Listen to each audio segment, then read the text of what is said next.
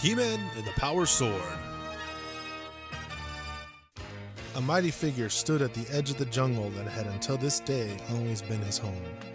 He-Man, the tribe's greatest warrior, waved his farewell. He might have preferred to stay, but he had a noble mission to accomplish. Evil forces exist on our planet, Eternia. He-Man told his people. They seek to control the legendary Castle Grayskull, a place of wonders. If we are to know a lasting peace, I must go out and battle those forces. Farewell! The outside world had long been a mystery to He-Man's tribe, although they had heard the fantastic tales about the mysterious Castle Grayskull. He-Man was the first of his people to trudge these craggy cliffs and quake-torn valleys. His homeland was already in the distant mists when he heard the cry for help. Gazing into the valley, He-Man saw that his courage and jungle-bred strength were already needed. In a blur of bronze movement, He-Man leapt from the cliffside onto his shaggy foe. His powerful fingers dug deeply into the monster's hide. But He-Man was not fighting this creature alone. He-Man glimpsed the woman as she gestured magically and attacked the creature with mystical bolts of force. She's a sorceress, he thought, but her magic hardly fazed the animal. The same could not be said of He-Man's might. Defeated, the animal fled, while the sorceress regained her breath. Your strength, your courage, she said, mark you as a legendary hero who is to inherit the treasures I have guarded all these years. They were made centuries before the Great Wars by Eternia's scientists. Inside the ancient ruins, the sorceress gave He-Man the guarded costumes and weapons. They will add to your strength. Use them wisely, especially in defense of Castle Grayskull. Riding in a strange vehicle, which was a combination battering ram, catapult, and space warp device, He-Man set off on his mission. A particular valley, still miles away from the castle, struck his fancy.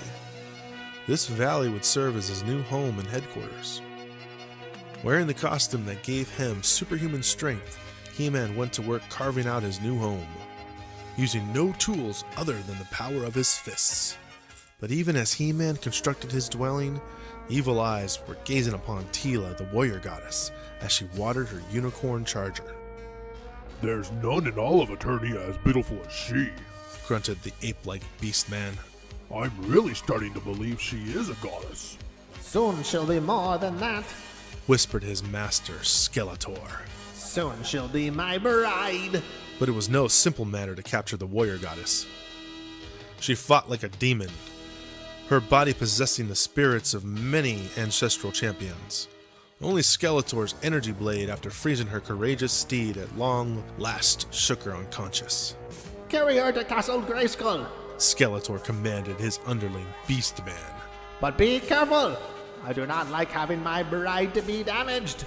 By nightfall, Skeletor and Beastman had brought their sleeping captive to Castle Grayskull, a fortress so ancient that no one knew its origin.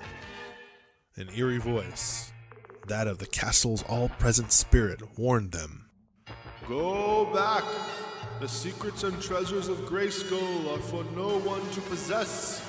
Go away!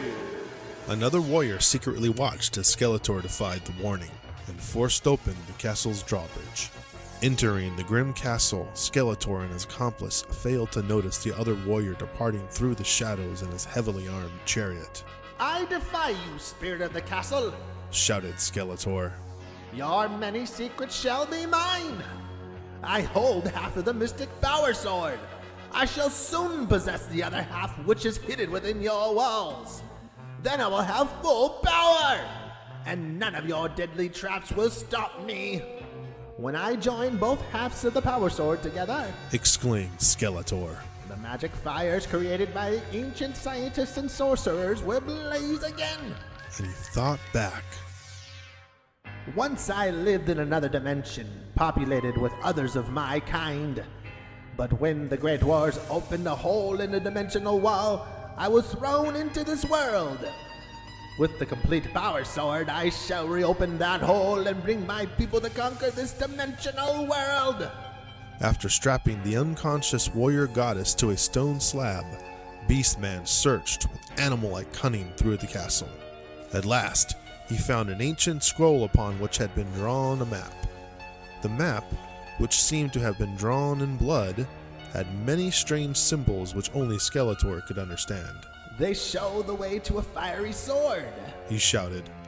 Following the map, Skeletor led the way to the secret passage. He-Man was finishing his dwelling when he saw the approaching chariot. And what brings the famous man-at-arms to my humble house? He asked sarcastically. Men-at-arms, whose people were masters of all weapons, described what he had seen. If Skeletor controls the castle, he might use its secrets to conquer Eternia. He said coldly. And I shudder to think what fate is planned for the warrior goddess. If we fight side by side, offered Man-at-Arms, we can more easily defeat Skeletor and his henchmen. You would be a worthy partner, said He-Man. but if the threat is as great as you say, I have no time to waste getting to Castle Grayskull by wheels. And before Man-at-Arms could say another word, He-Man activated the Battle Ram's space warp device. Moments later, He-Man was vanishing, to reappear somewhere else. At the castle, meanwhile, Skeletor and Beastman had reached the end of the secret passageway and found a rusty metal door. But as they touched the door, the spirit of the castle cursed them and unleashed its ghostly demons. Beastman's claws and fangs only went through the specters, but Skeletor's lightning blade quickly blasted them to nothingness. Again I defeat you, spirit of the castle. Rasped Skeletor. Now to seize your greatest treasure. Yet, not even the brute strength of Beastman could break open the door. Stand back, you ape. Ordered Skeletor, as he proceeded to cut through the ancient door with his lightning blade as if it were melting butter. And even as the door gave way, a commotion could be heard from the other side. See what it is. Commanded Skeletor, and Beastman lopped obediently down the dark corridor.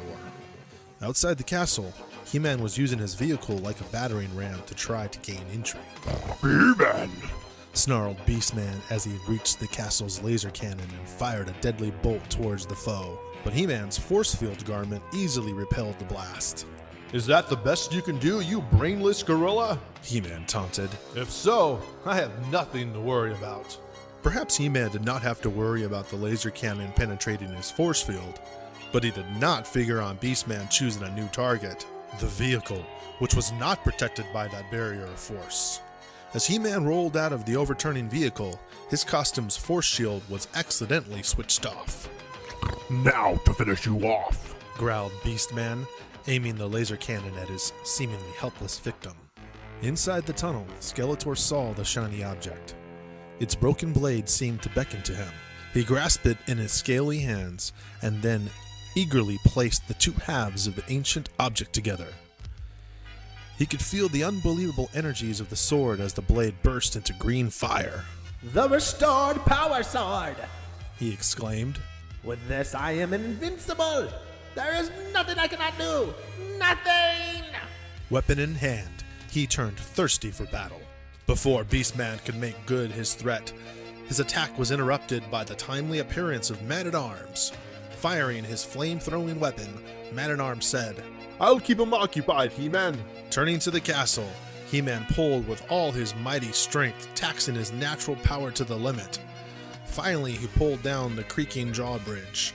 Flexing his muscles, he said, Now to help Tila and stop the evil Skeletor. Throwing down his damaged force field costume, He-Man hurried down the castle elevator, finding Skeletor waiting for him. With a simple wave of the power sword, Skeletor brought to life many objects inside the castle and commanded them to attack his foe. Without his force field to protect him, He-Man fought off the barrage of objects as best as he could. But the objects, energized by the power sword, continued coming. This is only the beginning, boasted Skeletor. But Skeletor's moment of triumph was abruptly ended as a beautiful figure appeared before him, glowing green like the energies of the power sword. You have abused the power sword, the sorceress said, and with magical gestures, she removed the power sword from Skeletor's hand, splitting it again into halves. Immediately, the objects attacking He-Man dropped lifeless to the floor. A moment later, the sorceress vanished. Having lost his most powerful weapon, Skeletor fled to the roof of the castle, where Beastman and Man-at-Arms were already engaged in mortal combat. He-Man saw an awakened Teela tear herself free of her bonds. Then both warriors rushed up the castle's elevator. Soon they were hotly engaged in the rooftop battle. Hopelessly outnumbered, Skeletor and Beastman both pleaded. Mercy! With that plea, the battle ended. Together, He-Man, Man-at-Arms, and Teela watched their defeated foes flee toward the horizon.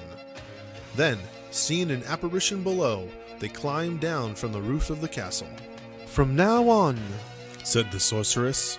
only the halves of the power sword inserted into this enchanted lock will open the castle's drawbridge. And, to keep this castle from falling again into evil hands, I shall hide both halves in secret places. Saying that, she vanished again in a green cloud. You are truly the masters of the universe, who are destined to protect my secrets from evil forces. Said the spirit of the castle. You shall have at least some small reward. That reward came in the form of a snow-white unicorn that galloped over the hill, returning to his mistress. Do you think that this is the last of those two with the power sword? Asked Man-at-Arms. I doubt it. Answered He-Man. But as he looked toward the rising sun, it seemed to be a good omen for Eternia And the masters of the universe!